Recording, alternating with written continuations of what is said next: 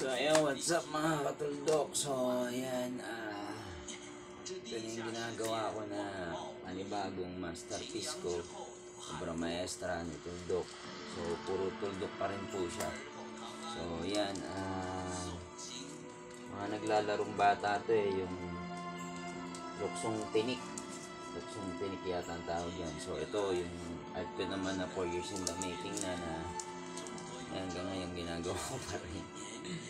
Yan. So yan, kita nyo hindi pa siya masyadong tapos talaga. Try natin hanggang 15 na matapos natin tong art na to. So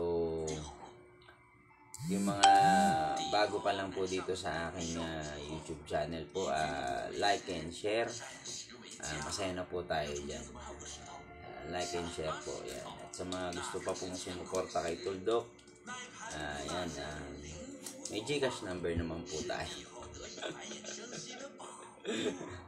Yan, nandun naman yan lahat. So yung mga gusto sumuporta and mga namangha dito sa gawa ni Tuldok, so ito hopefully this year matapos ko itong million dots natin na yan na culture ng Pilipinas. So meron tayo dyan Mangyan, Muslim, Badyaw, saka Ifugao. So yan, habang drawing ako, usually nanonood ako ng anime pero hindi ko naman talaga siya totally pinapanood. Gusto ko lang siya nandyan, naririnig ko yan kasi sinusilipin ko lang. So ganun lang tayo manood ng TV habang nagumubuwit. Yung iba naman gusto nila tahimik lang o kaya may music silang pinakinggan. Pero ako usually nanonood ako ng anime, then kung masakit na yung kamay ko at mata ko kakabilang, kakatuldok.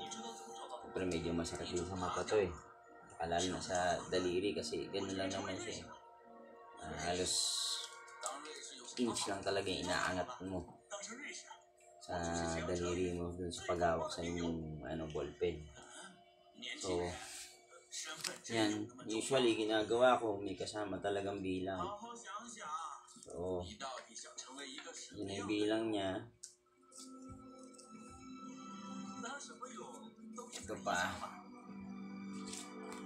Ayan, naabot ulit to ng 100,000 dots. Hopefully bago mag-15 or 15, bago mag-15 siguro sana matapos natin. At ang kulit ng aking aso. Napakakulit. Mapapalo ko na naman.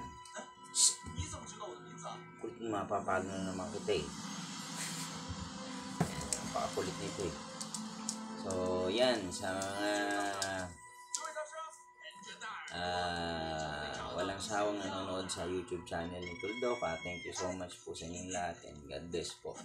And yun lang po, like, share and subscribe to my YouTube channel. It's Tuldok.